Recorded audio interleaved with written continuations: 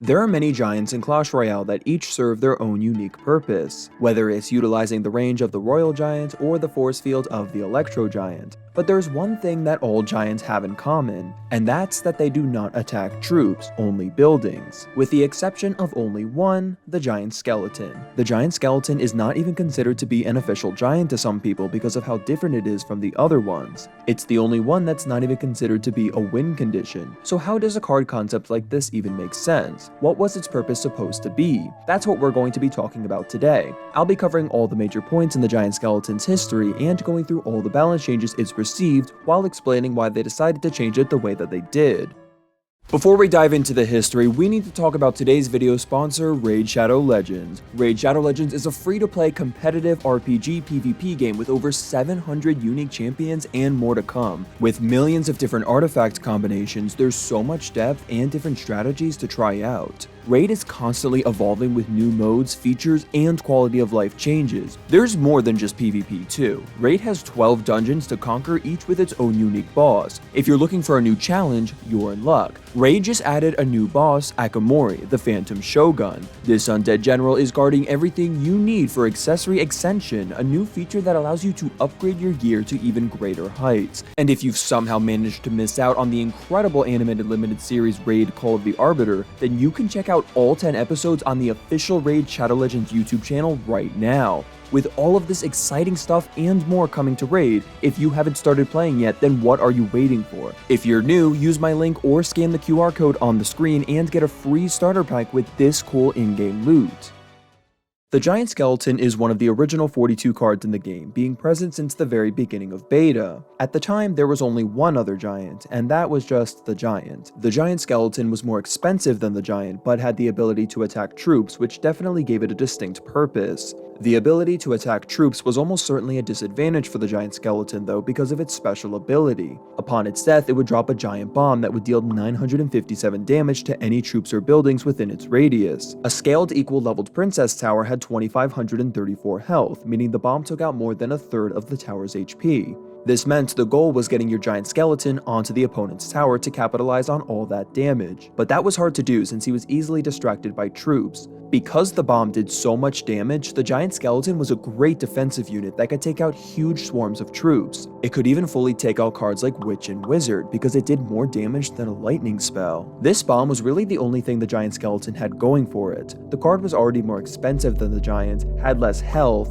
and dealt less damage. The giant skeleton did move at a slightly faster speed, and both cards had the same hit speed. How did the giant skeleton perform upon release? He was actually considered to be pretty good. His first statistic on January 17th showed him at an 18% use rate among the top 100 ladder players. He did drop to just a 2% use rate in February, but then back up to a 16% use rate a few weeks later. He was certainly better than the standard giant, of which barely went beyond a 1% use rate. Although statistically it was about average, it was still pretty annoying to go against. The bomb was so effective at being able to shut down pushes. You didn't even need to get value out of the actual giant skeleton troop every time, as the bomb it dropped was incredibly powerful. The giant skeleton was incredibly defensive, and according to Supercell's philosophy, they wanted to prioritize offense over defense, so that's what they would attempt to fix in the first balance change for the card, which would come on February 29th, 2016. The death bomb time would be increased from 1 second to 3 seconds, which allowed for much more time for vulnerable troops to escape the bomb's radius. To compensate, his health would be increased by 11%, as well as getting a sight range decrease from 6 tiles to 5 tiles. The sight range decrease would make it much harder to distract the giant skeleton, allowing him to reach the tower much more consistently. It was really hard to get a giant skeleton onto the tower, so both of these buffs were making him more capable of reaching it in return for nerfing its defensive capability, which was the main issue since it was causing so many draws. This balance change may seem generous at first glance. I mean, they didn't even nerf the damage of the bomb, just the timer, but it was enough to make the card significantly worse, as it fell to just a 5% use rate by the end of March. Opinions on him were pretty mixed. There wasn't really a specific deck giant skeleton really thrived in. Swarms were definitely the giant skeleton's worst enemy, enemies, so you needed good splash support. Although underpowered, it was still a pretty defensive card, so it seemed more acceptable to leave the card in the position that it was currently in. But this is not what Supercell would do. On May 3rd, the Giant Skeleton's range would be decreased from 2 tiles down to just 0.8 tiles. This isn't as detrimental as you would think, because the update was fixing a range bug that was plaguing the game. Before the update, troops attacked from the center of their collision radius rather than the tip of it like they were supposed to. Since that was fixed, the range was reduced in order to compensate, because otherwise it would have had much more range than intended. The Giant Skeleton's collision radius was 1.2 tiles, and since it had a 2-tile range before the update, it was subtracted from the collision radius to get the new intended range. However, the collision radius was also decreased in the same balance change from 1.2 tiles to 1 tile, meaning the Giant Skeleton did have less range than before. In case you don't know, collision radius is how large a unit's collision is. Having a bigger collision radius means troops will target the troop earlier, since they would be more likely to be in their sight range. If you were a Giant Skeleton user, you didn't want troops to be pulled towards your Giant Skeleton, so it was basically another nerf. However, no other card in the game had a collision radius above 1, nor was this nerf actually listed in the official patch notes. And since this was never reverted, this was likely just another bug fix to keep consistency. Although players likely didn't understand what any of what I just said meant, the stats surely back up that this was not a good change for the card. The use rate quickly fell after this change went live, and in just a few weeks was down to just 1% in top ladder. The big bony fella just couldn't find a place in the meta. His bomb having a 3-second timer, and with it now being easier to distract, just made it impossible to get value out of him. He was essentially just a worse giant at this point, so on July 4th, 2016, the Giant Skeleton would get a massive buff. His damage would be increased by 20%, which allowed him to now one-shot goblins according to Supercell. But this was just a straight up lie, because if you scale the levels equally, Giant Skeleton did 159 damage at level 4, and the goblins had 169 HP at level 9, and the Giant Skeleton was already able to one-shot spear goblins, so it couldn't have even been referring to them. There was no major interaction changes, but it was able to kill these 6 troops in one less hit now. A 20% damage increase is significant, but nevertheless was not enough to raise people's interest in the card. So the use rate actually dropped to 0% in top ladder after this went live, rather than rising even a little bit. For the coming months, there is not a single recorded point of the Giant Skeleton having more than a 0% use rate in top ladder. He was definitely considered to be one of the worst cards in the game, although I do want to highlight a player named Nader who was doing extremely well in the Super Magical Cup with this crazy Giant Skeleton Goblin Barrel deck in July, and in August, this Giant Skeleton Rocket deck was doing pretty well in a different tournament. Although players were having some success with the card, it was still considered to be really bad and had terrible stats. In December, it would get another damage buff, this time by only 8%. Now the Giant Skeleton could actually one-shot goblins. Supercell explained in their reasoning that they were still looking for ways to make him more appealing, but in the meantime they would give him a little buff to help him out. So it's pretty clear Supercell knew this buff wasn't going to make the card viable, and if that's what they assumed, they would be correct, because even after this second damage buff, the Giant Skeleton's use rate in top ladder would not even rise a little bit,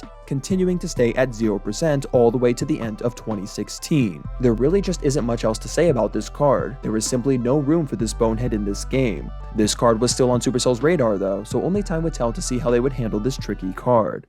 2017 would probably be the worst year for Giant Skeleton players in the game's history. The card wasn't going anywhere, buffs were definitely needed. Supercell had acknowledged they were playing around with this card to find a healthy spot for it, so players eagerly waited, but months and months passed with no changes. 2017 was a notable year for Clash Royale though, due to one of the biggest updates in Clash Royale history coming to the game. That was 2v2. I never talk about 2v2 in my videos because it's a purely casual game mode and I want to focus mostly on the 1v1 meta.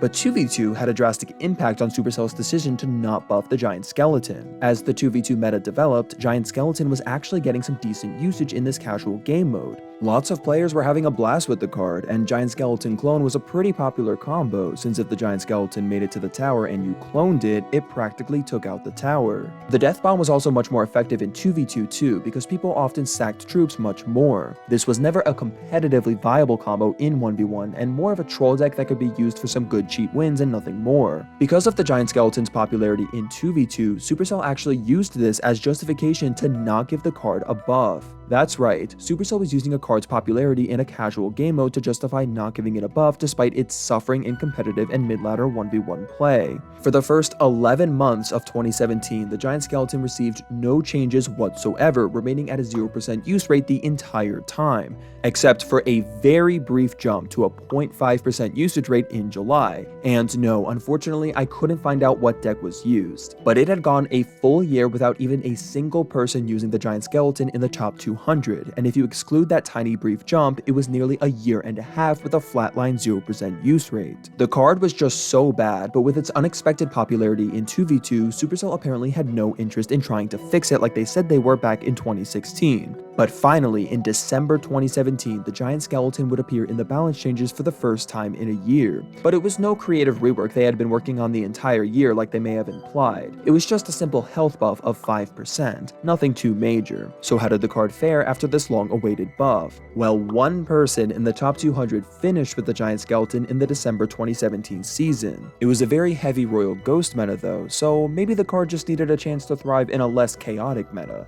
Unfortunately for Giant Skeleton, it would not attract the interest of any top players, because the use rate was right back down to 0% the following season. The card had received 3 buffs in a row, but still appeared to be borderline useless. He was really only used by passionate people who were very talented with him. People used to often show respect to players who did use the Giant Skeleton because of how difficult it was to get value out of. Since there really aren't that many decks to cover, I thought I'd briefly mention this Giant Skeleton log bait deck that was the 16th most popular deck for a brief period in March 2018.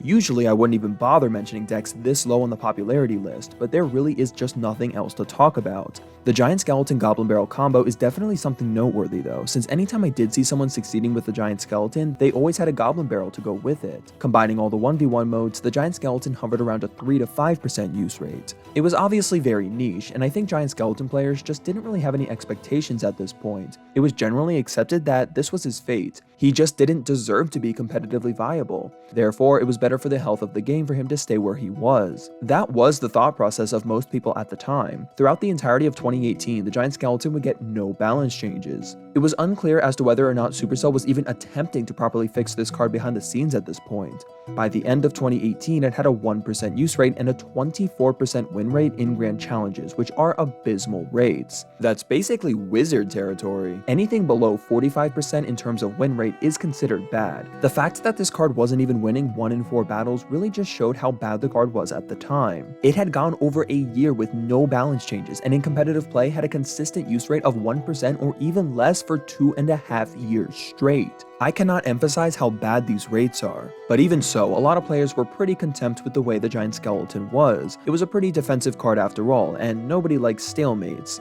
I think Giant Skeleton players just liked the challenge of this card. They felt like underdogs and felt a huge sense of pride when winning with this card, and I gotta respect that. It sort of reminds me of the Expo and how that's looked at today. The future of this card was up in the air. It seemed equally feasible that Supercell could buff it, rework it, or just leave it alone. Only time could tell the fate of this card.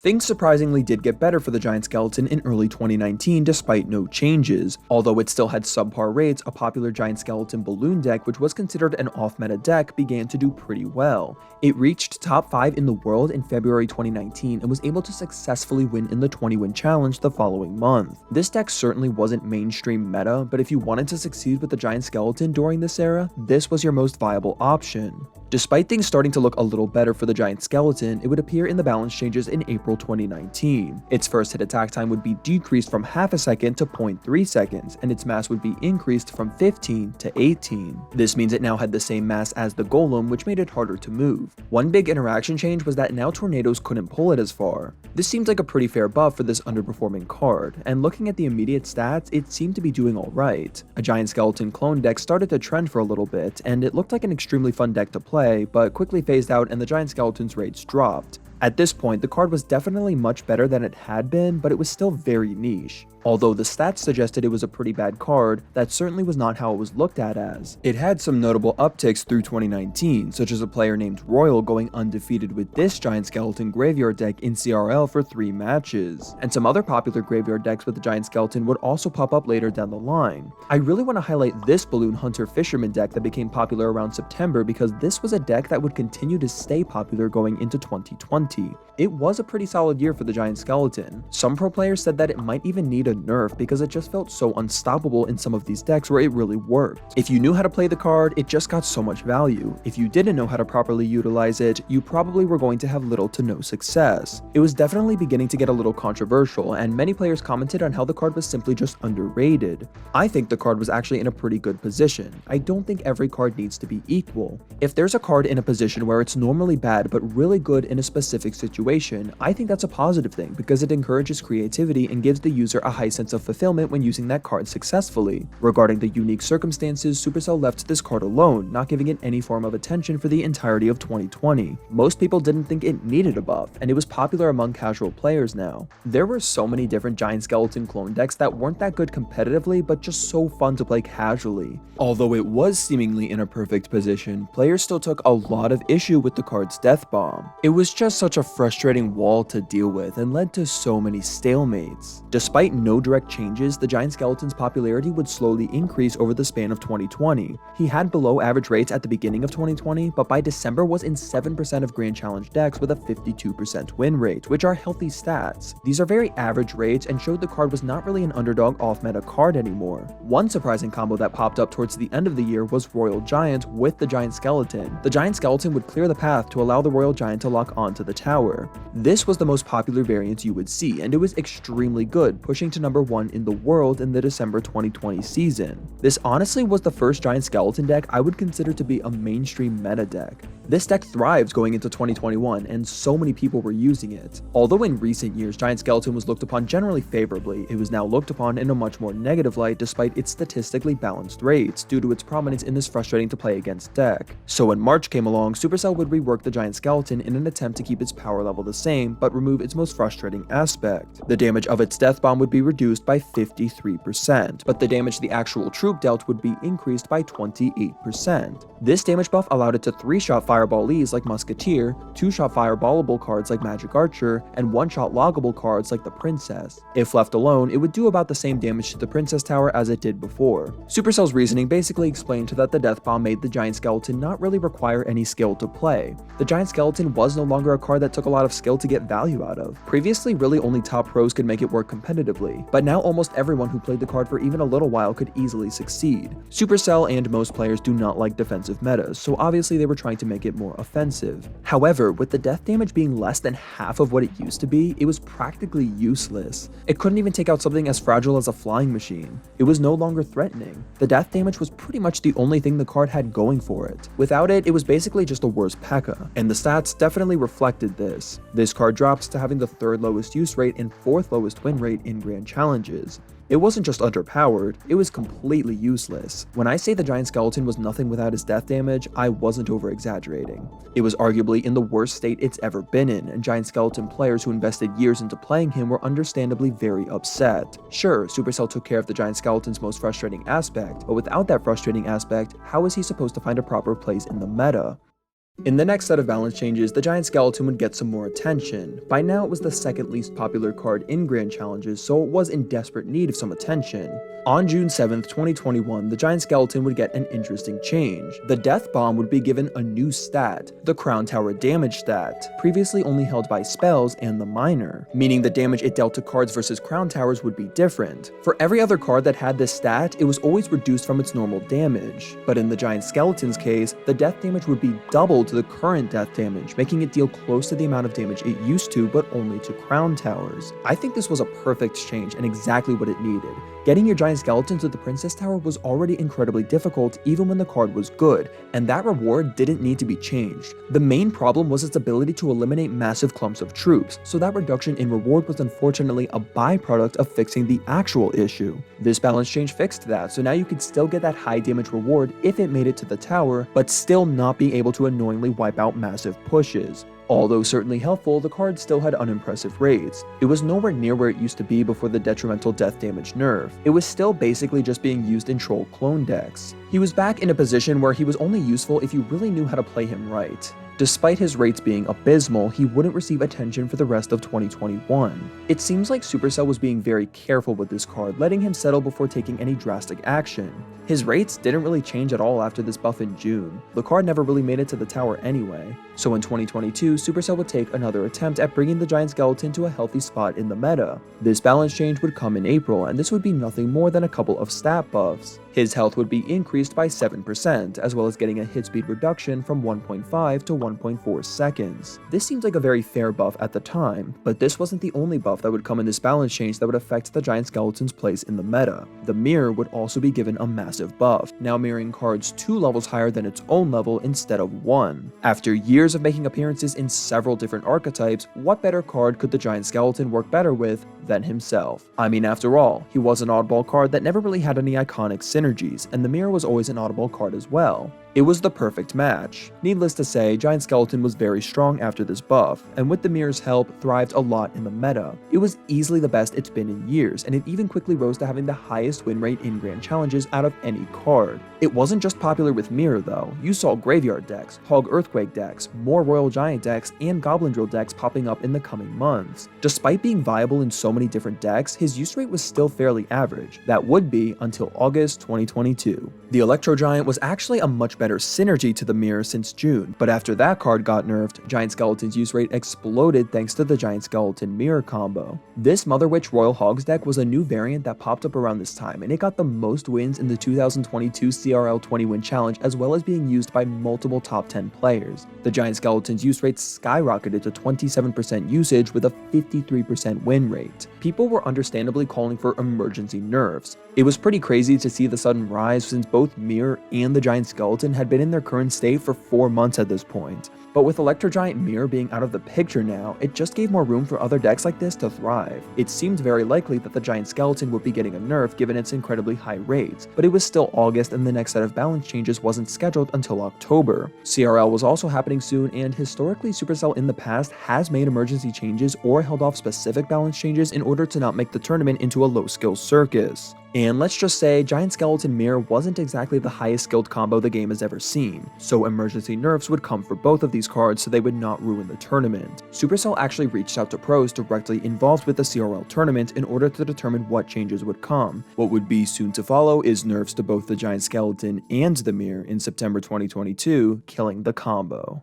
The Giant Skeleton definitely got the lighter nerf, only getting its health nerfed by 5%. This meant it still had about 1% more health than before its April 2022 change. This quick maintenance break change was actually the last time the Giant Skeleton's stats have ever been changed, so it's been close to a year now as of this video. After this nerf, its use rate held steady at average rates up until as recent as June, where it fell from its usual 6 to 7% to just 3%. The environment has changed a lot since his last change, and this drop in June in particular could be attributed to the rise of Mighty Miner Hog Rider, of which Giant Skeleton is not particularly great against. His stats are even worse on ladder, which is almost certainly because of the card evolutions which were also added in June. I mean, who needs a Giant Skeleton to clear the path for the Royal Giant when he can just do that himself now? Despite his dwindling rates, the Giant Skeleton does in fact get some competitive action to this day. You'll often see him in Fireball Bait, Royal Giant, and Balloon decks. He's certainly not dead by any stretch. It took a while to get here, but he seems to be in a perfect position statistically, while not being as frustrating to go against. He has a unique role, and he fills it well. I don't think the Giant Skeleton needs any changes, but I've wanted to discuss one potential idea that I've had that I'm not really sure would be a buff or a nerf, so I'd like to get an opinion. I always thought it would be interesting if the bomb the Giant Skeleton dropped would drop when the Giant Skeleton lost half of its health rather than all of it. Basically, the point of this would be making it harder to get that death bomb onto the tower, but it would be much easier to clump troops into it since the actual troop would keep them in radius. Not really necessary as I stated, but I think it would be a cool potential idea. It may work better as a new card concept, but the days of new cards unfortunately seem to be over. Getting back on topic though, I want to say I've never really played the Giant Skeleton after 2016 because he was fairly weak, but a lot of players stuck with him through thick and thin. When reading through comments surrounding the card, I noticed it was generally mostly positive. I'm so used to covering toxicity and hatred when it comes to most cards, but Giant Skeleton players are some of the chillest players I see. The community seems to generally respect the Giant Skeleton, even though it's clearly had its moments of toxicity, which is a nice breath of fresh air for me who spends hours reading comments about different cards. I have a strong feeling that the Giant Skeleton skeleton may eventually phase out and require a buff, but I think it's good for now. Let me know what you think about the giant skeleton and if you would change it. Also let me know which card's history you want me to cover next. Thank you all for watching, and have a good one.